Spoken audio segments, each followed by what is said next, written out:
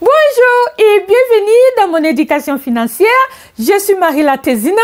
Mon éducation financière, c'est votre chaîne d'information sur l'investissement et la gestion des finances. Aujourd'hui, je vais vous parler d'un sujet important. Il s'agit des 10 habitudes des millionnaires à copier. Avant de commencer, je vous demande, abonnez-vous à notre chaîne et surtout, n'oubliez pas d'activer la cloche de notification pour ne rien rater de nos conseils sur l'investissement et la gestion des finances. Merci beaucoup pour votre abonnement. Avez-vous déjà entendu dire que les riches ont une certaine façon de se comporter? Eh bien, dans cette vidéo, je vais vous montrer 10 habitudes des riches que vous pouvez copier pour changer votre vie. L'habitude numéro 1, c'est d'avoir des objectifs clairs et un plan pour les accomplir. La liberté financière n'arrive pas par chance. Il faut la planifier, car la planification est la clé. Une des qualités des riches, c'est la planification. Les riches planifient beaucoup.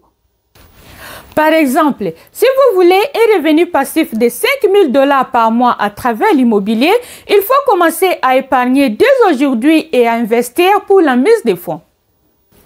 Il faut toujours fixer des objectifs clairs et spécifiques. Par exemple, si chaque maison vous donne un cash flow de 500 $ par mois, vous devez planifier d'acheter 10 maisons pour atteindre votre objectif de 5 000 $ de cash flow mensuel. Vous devez aussi savoir combien d'années ça vous prendra pour acheter ces 10 maisons, dans quelle ville et dans quel quartier vous allez investir. Quand on est débutant, souvent c'est les banques qu'on utilise pour l'hypothèque.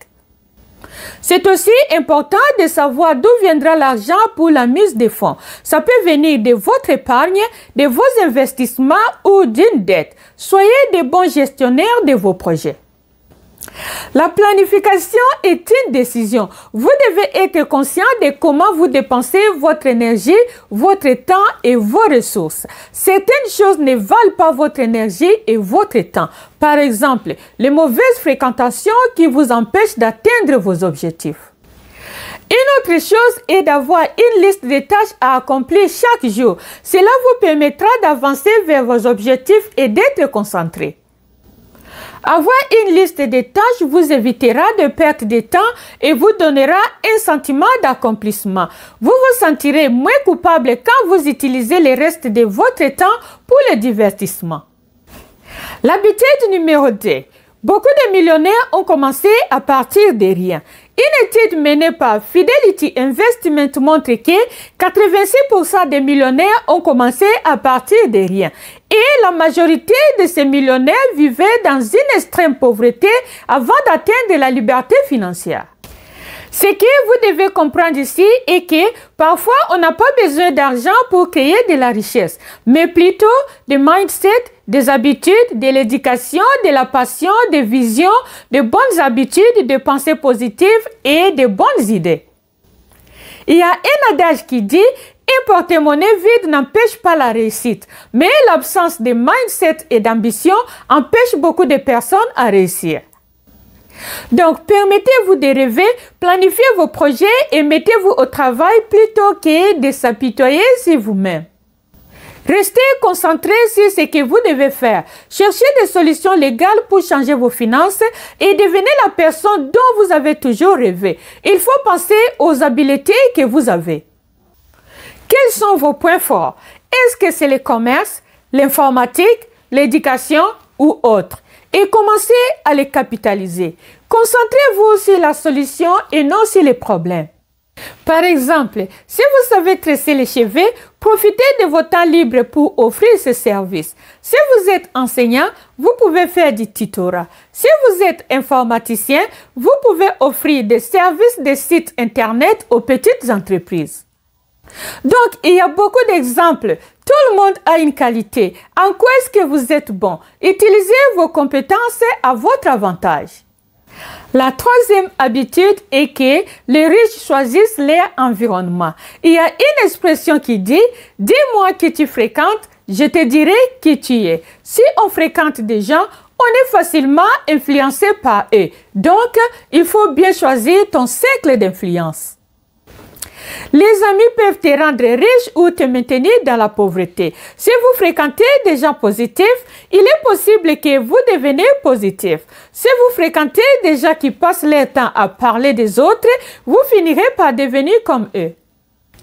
Si vous passez votre temps avec des personnes qui ne parlent que du négatif, qui se moquent de vous et vous découragent dans vos projets, sortez de leur milieu, cherchez à vous joindre à des personnes qui pensent comme vous. Ça peut être une personne, une organisation qui fait ce qui vous inspire ou un mentor. Ne perdez pas votre temps avec des gens toxiques, des amis jaloux et insécures. Il y a des personnes qui sont en Occident depuis plus de 10 ans et qui n'ont rien accompli. De telles personnes vous diront « Ah, ici la vie est difficile, vous ne pouvez pas vous en sortir, il faut rester dans le social et dans les petits boulots. » De l'autre côté, les gens prennent des formations ou s'entraînent pour améliorer leur situation. Méfiez-vous d'écouter et de fréquenter les gens qui tournent en rond dans les finances. Tout est question de où vous dépensez votre énergie, votre temps et vos ressources. Et c'est dans le bavardage, dans le bar ou devant la télé. Ou encore, vous passez votre temps à des lectures, au mentorat ou aux formations pour apprendre ce que les autres ont déjà fait pour vous inspirer. Allez chercher de bonnes personnes qui peuvent vous aider. Même si vous dépensez un peu d'argent, des fois ça vaut la peine. Un bon conseil vient parfois avec les coûts. Je ne dis pas qu'il faut carrément couper les liens avec vos amis, mais il faut plutôt accroître votre temps et s'entourer plus de personnes qui vous soutiennent dans vos ambitions et qui croient en vous pour ce que vous voulez accomplir. La science a déjà prouvé que les personnes avec qui nous socialisons ont une incroyable influence sur nous parce que l'appartenance dans un groupe fait qu'on ajuste nos comportements et nos actions pour se conformer et répondre aux attentes de ces groupes particuliers. Par exemple, certaines personnes choisissent d'acheter leur maison dans le même quartier que leurs amis. Ça peut être aussi pour les habits, faire les mêmes études, acheter les mêmes sacs à main, se présenter dans un bar ou dans une boîte de nuit tous les week-ends pour rencontrer ses amis. Donc, les exemples sont nombreux, mais c'est à vous de choisir votre camp. Ne laissez pas l'insécurité des autres freiner vos ambitions. L'habitude numéro 4, assurez-vous de dormir tranquillement la nuit. Il y a une expression qui dit « Si vous laissez votre porte ouverte, ne soyez pas surpris qu'un volet entre et se sert de ce qu'il veut. » Imaginez que vous êtes dans l'une des situations suivantes. Vous avez contracté une dette pour les études à l'étranger, vous avez une famille, vous avez une maison avec hypothèque ou pas, vous avez une voiture, vous avez une entreprise et vous avez des biens. Et là, on vous annonce que quelque chose de malheur est arrivé. Soit la personne qui est allée aux études n'est plus, ou le pourvoyeur de la famille meurt, ou encore on vous annonce que vous avez une maladie critique, ou encore que votre maison vient de brûler et qu'il faut la reconstruire. Dans toutes ces situations, imaginez que l'argent doit sortir de votre propre poche parce que vous n'avez pas d'assurance. Ou encore, vous perdez votre conjoint et vous découvrez que le contrat d'assurance que vous avez pris a été annulé depuis longtemps. Vous ne pouvez pas imaginer la souffrance que je vois devant mes clients qui ont connu ces situations. Ne pas prendre des assurances quand vous bâtissez vos finances est une erreur qui vous maintient dans la pauvreté. Les gens qui sont avertis prennent toujours des assurances pour se protéger et protéger ce qui leur est cher, que ce soit pour la famille, leur investissement, leur maison et consorts. Imaginez que vos parents aient pris une dette au pays où ils ont vendu leurs biens pour vous envoyer aux études et vous mourrez à l'étranger sans assurance. On a aussi connu un cas où l'étudiant avait une assurance ici et ça a permis aux parents de venir chercher son corps et de recevoir l'argent de l'assurance pour payer la dette au pays. Une amie m'a raconté qu'ils ont décliné une assurance de 20 $ par mois pour leur chien. Mais quand le chien était malade, les enfants étaient tellement tristes que les parents étaient obligés d'amener le chien chez le vétérinaire. À cette époque, les dépenses médicales étaient de 6 000 $. Mais s'ils avaient pris l'assurance pour les chiens, ça leur coûterait seulement 20 $ par mois et ça ne pèserait pas dans leur budget. Combien de personnes annulent les contrats d'assurance et s'autorisent à payer une facture de téléphone à 120 $ par mois juste pour bavarder? Il y a des gens qui dépensent pour la bière et des choses qui ne les protègent pas. Bien sûr, les gens peuvent cotiser pour vous, mais pour vos dépendants, allez-vous les laisser se débrouiller seuls? Les gens ne cotiseront pas pour élever vos enfants. J'ai entendu des gens qui parlaient que certaines personnes ne veulent pas prendre des assurances, même s'ils sont capables de le faire. Mais s'il y a un problème, on demande aux gens de cotiser. Voulez-vous que votre situation soit une occasion de bavardage et de moquerie parce que vous n'avez pas pris une assurance? Il y a plusieurs façons de le faire. Si vous avez une maison, prenez une assurance pour protéger votre hypothèque en cas de maladie grave, de fait ou en cas de décès. Si vous avez une famille avec ou sans enfants, si vous prenez soin de vos parents, prenez des assurances jusqu'au cas où vous n'êtes plus là, ou que vous tombez critiquement malade et vous n'êtes plus en mesure de travailler. Donc, assurez-vous de vous protéger contre les grandes pertes. Au Canada, l'argent d'assurance vie est non taxable pour les bénéficiaires. Si vous avez un business, c'est aussi important d'acheter des assurances vie pour votre entreprise. Je vais parler de ces cas en détail dans une autre vidéo. L'habitude numéro 5, c'est d'avoir un revenu prévisible. Un revenu prévisible vous donne la tranquillité d'esprit. Cherchez à avoir un revenu stable et permanent. Ça peut être les salaires, les revenus locatifs, les dividendes ou les intérêts pour vos investissements, l'argent en provenance des ventes de produits ou des souscriptions de vos clients, les droits d'auteur, etc. Avoir un revenu prévisible permet de vous concentrer à vos projets pour la liberté financière. Les revenus passifs, c'est la liberté. L'habitude numéro 6, prenez un peu de risques. Il y a une expression qui dit que les risques les plus dangereux est de ne pas prendre les risques du tout. Il y a des gens qui déposent leur argent dans un compte d'épargne au lieu d'investir. Et dans ce compte d'épargne, la banque va leur donner un rendement de 0,5% alors que la même banque va utiliser cet argent pour investir à plus de 5% dans la bourse ou chez les investisseurs. De toutes les façons, vous devez savoir qu'il n'y a pas une façon sécuritaire d'accroître votre richesse. Le risque zéro n'existe pas. Même votre épargne dans la banque peut perdre sa valeur avec l'inflation. Il y a aussi une chose que vous devez savoir. Plus vous approchez de votre retraite, moins vous prendrez des risques. Mais si vous êtes jeune, vous prendrez plus de risques parce que vous avez le temps de récupérer les pertes. Dans tous les cas, il faut savoir votre niveau de tolérance des risques. L'habitude numéro 7, soyez éduqués et non distraits. Les riches ont une télé et une bibliothèque, tandis que les pauvres ont des télés et pas d'espace pour les livres. Il faut donner plus de temps à la lecture qu'aux distractions. Examinez comment vous passez votre soirée. Est-ce que vous passez trop de temps devant la télé ou vous prenez du temps pour la lecture? Les riches planifient le temps pour la télé. Vous ne pouvez pas changer votre situation si vous faites toujours la même chose. Pour avoir un résultat différent, il faut changer vos habitudes. C'est la loi de cause à effet. Vous pouvez remplacer vos habitudes de distraction par une formation pour améliorer votre situation, par exemple. Vous allez aussi voir que votre vie va changer si vous mettez en pratique ce que vous avez appris. Il faut toujours continuer d'apprendre même après vos études. L'habitude numéro 8, il n'est jamais trop tard.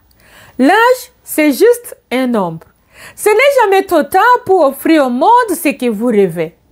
Arlen Sanders a commencé les KFC, un des restaurants rapides les plus populaires de l'Amérique à l'âge de 60 ans. Le fondateur de McDonald's, Ray Kroc, a commencé dans la cinquantaine. Que ce soit un rêve pour commencer un business, un rêve pour suivre une formation ou pour créer votre liberté financière, vous pouvez toujours le faire. N'oubliez pas que même si les jeunes ont l'énergie, les adultes ont l'expérience et la sagesse qu'ils peuvent apporter. Peu importe, jeune ou adulte, votre réussite dépendra de votre détermination, de votre état d'esprit, de ce que vous croyez en vous ou pas, ou de votre désir. C'est important de commencer à épargner et à investir dès maintenant. Si vous avez de l'argent épargné, une fois qu'un bon deal se présente devant vous, vous pouvez le saisir et ça peut vous enrichir. L'habitude numéro 9, évaluez vos finances au moins une fois par an. Je ne vais pas aller en détail ici, mais je dirais que c'est important de réviser vos finances au moins une fois par an. Ça vous permet de voir si vos investissements performent bien ou pas, qu'est-ce qui marche et qu'est-ce qui ne marche pas, s'il faut changer de stratégie ou pas. Et si c'est nécessaire de changer une fois qu'il ne performe pas bien, ça vous permet aussi de voir si vous utilisez tous les avantages des taxes avec vos placements actuels. L'habitude numéro 10, c'est de planifier pour la fin. Ici, je parle des testaments. Pendant que certaines personnes les considèrent comme un tabou, les gens avertis considèrent les testaments comme un moyen de protéger leurs biens. Surtout si vous élevez les enfants seuls ou si vous vivez dans un pays étranger loin de vos familles. Nous avons connu des cas d'immigrants qui ont travaillé ici. Malheureusement, ils sont morts sans membres de famille proches.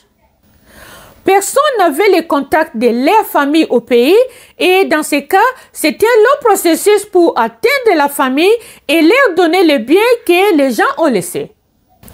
Vous devez savoir que ce soit pour l'argent laissé dans la banque, une maison achetée ou d'autres choses, si on n'arrive pas à atteindre vos membres de famille au pays, vos biens peuvent rester dans les comptes de l'État ici. Je connais un homme qui est mort ici et la seule personne qu'on connaissait était sa copine qui avait son enfant. La copine qui ne vivait même pas dans la même maison que ce monsieur a hérité tous les biens de cet homme et ça valait dans les 300 000 $.